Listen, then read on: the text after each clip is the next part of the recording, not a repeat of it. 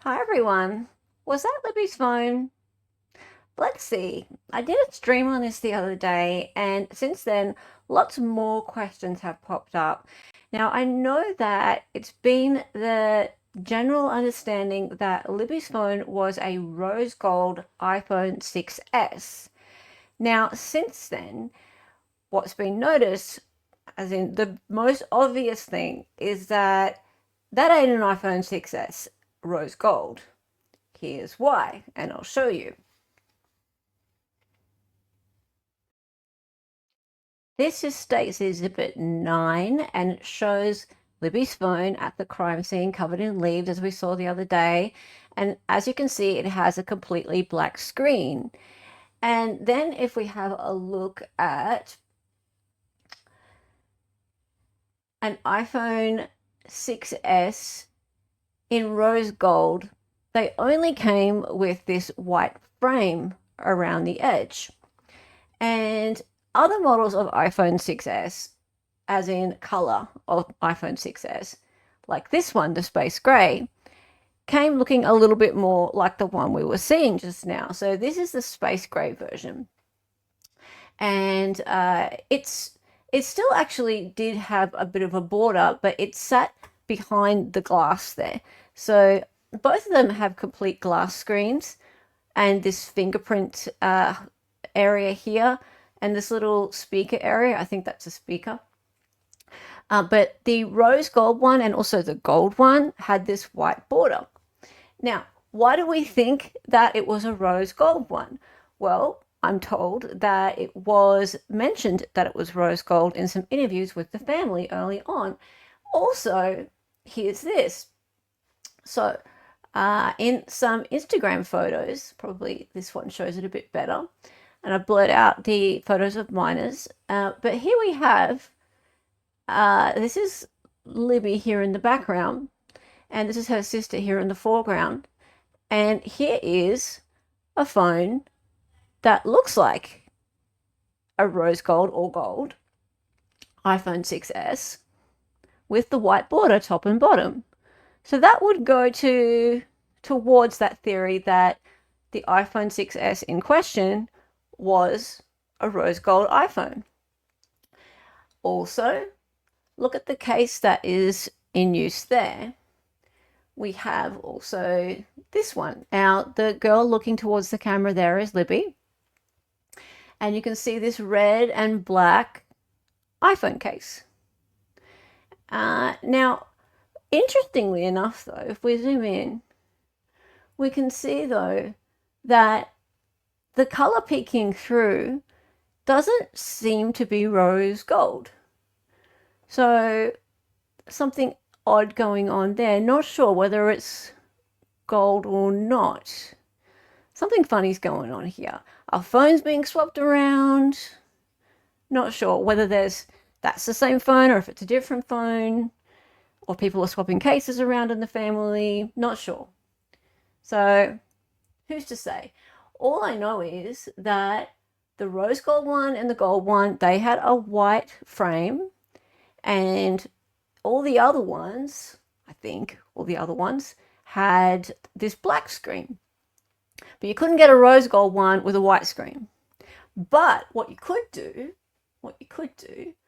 was you could get a screen protector to go over the top that made it look like it had the black screen. So it's called a blackout screen. It looks like that. So it's possible that you had a rose gold or gold phone and you put a screen protector over the top that made it look all black like so. So the next question you might be wondering about is, okay, so if it had this frame thing on it, why couldn't we see the frame in Exhibit 9, Exhibit 10, or Exhibit 11? Right, so we zoom right up close. Why can't we see it? Why can't we see it? Why can't we see the space for the fingerprint? Okay, and just keep in mind that this is back to front, or upside down, I guess. Even though the evidence marker's down here, those are the volume buttons, and that would be where you would plug the phone in, and that would be where the headphone jack is there. So the fingerprint, I just get a something to make it a bit more obvious where I'm pointing. The fingerprint is there.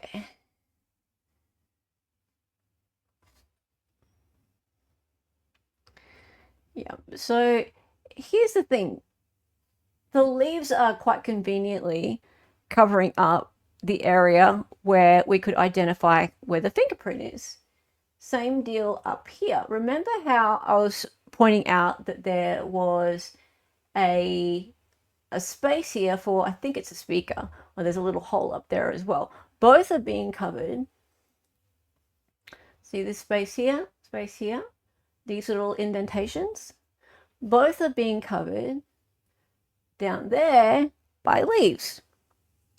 We'll talk about the phone case in a moment. All right, Exhibit 10 is the same. So we'll have a look at Exhibit 10. And again, we seem to have a situation where everything that we want to look at is covered up. And I'm going to do the experiment that I did the other day in my longer stream. And I'll link that as well. And we'll up the shadows. So we'll see a bit more detail in the shadows, or a lot more detail in the shadows. You can see all that condensation or dew, whatever you'd like to call it. There's something in there, but it looks more like moisture. And we can't see any of those indentations. Now you might wonder, why can't we see the indentation that would make that frame shape? Well, here's the thing about that. I don't think you would be able to see it. Here's why. So I went and I had a look at some other images of these phones, and product images don't really help, right? So if you go and have a look at like the product images on the websites where you go and buy the phones, they're actually more sort of computer generated. But what I went and did is I went and found a image of, a couple of images actually, of this model of phone broken. And here you can see a lot more detail, right? So when the glass screen is broken, you can see what happens when there is indentation in the glass. So here you can see that, and I've actually brought up the shadows here so you can see a bit better. So you can see that the indentations in the glass are absolutely where the fingerprint would be. There's bevels around the edge, but there's nothing to show a frame. See, there's nothing there. There's no glass, there's no cut in the glass. And it's only because I brought the shadows right up that you can see this line here. If you turn that off, you can't see it at all. All right, so it's very unusual to be able to see that level of detail in a shadow. You should be able to see this line here, but again, remember, it was covered by leaves.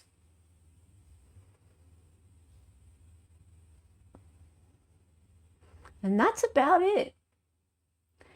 So I'm just going to turn off that overlay layer. So that's the kind of amount of detail you'd expect to see in the glass on one of these. I expect even if you had a blackout overlay on there, as in screen protector, although I can't tell for sure whether this one has that or not.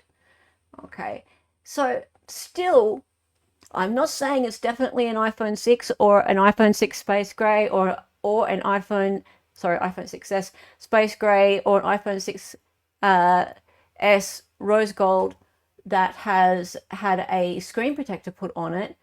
All I know is that you can't tell because it's got these leaves covering it up. The next thing I want to talk about is this case. That doesn't look like the same case. That just doesn't look like the same case, right? Because, I mean, that case, it had different corners on it, for one thing. So if we go back and have a look at this, see how it changed color? Changed color there, red and black. Even if we were to give it the benefit of the doubt and say that the purples are representing differently in the way that the image was shot, I'm still not seeing it change color to black around the corners. So yeah, there's that. So I don't know whether Libby changed her screen case before that day they went out. That's just a question that's out there. Now, in terms of the color of the phone, there's just one other thing. There's precious little discussion about the color of the phone in court documents, in official discussions, right? So official court records. One thing that has come to my attention, and I'll put out there, where is it? This one.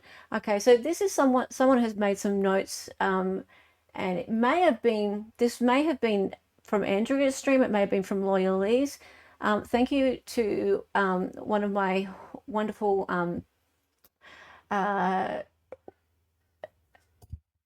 members who has, or subscribers who has given me this piece of information here. So witness Christopher Cecil, this was the state's expert, has ISP First Sergeant in Digital Forensics. So this note is that on direct examination, McClelland elicited this testimony. Cecil outlined his extensive experience in digital forensics. He explained how new ISP equipment, Grey Key, allowed access to encrypted data for Apple devices, in this case, Libby German's iPhone 6S Space Grey. He identified it as being Space Grey. Now, obviously, this is not a transcript because we don't have the transcripts. So somebody, one of the wonderful people who has managed to get into the courthouse and give this information to us, and then somebody who has taken the time to write this out for us has noted this down. We would not know this otherwise. So that is Christopher Cecil's testimony. Take that on as you will. However, we have that and that. So who knows, guys? Who knows? But all I know is I'll say this because I said it the other day, I do not think these images have been altered to show a different phone, to show moisture on the top of the phone. That's not what I think. But is this Libby's phone? Is it the phone that we've been led to believe that it is? I don't know. That's up to you to decide. One thing I will say is when you're given only a few little tiny pieces of a 1,000-piece puzzle, it's going to make people question and try and find all the other pieces themselves. So I place the blame for that squarely on the judge for all of this secrecy all along and allowing there to be a non-transparent, very secretive court process. So now here we are with these few little tiny tidbits of information about the crime scene being released, and of course people are questioning. Of course they are. So please stay tuned for more. Thank you. If you have not subscribed to this channel, I'd really appreciate your support. Please press subscribe and put the heavy bell on so that you get all of your notifications. Like this video, and thank you for your support. My name's Hella, and this channel is Excited Utterance. Much appreciated. Have a great day.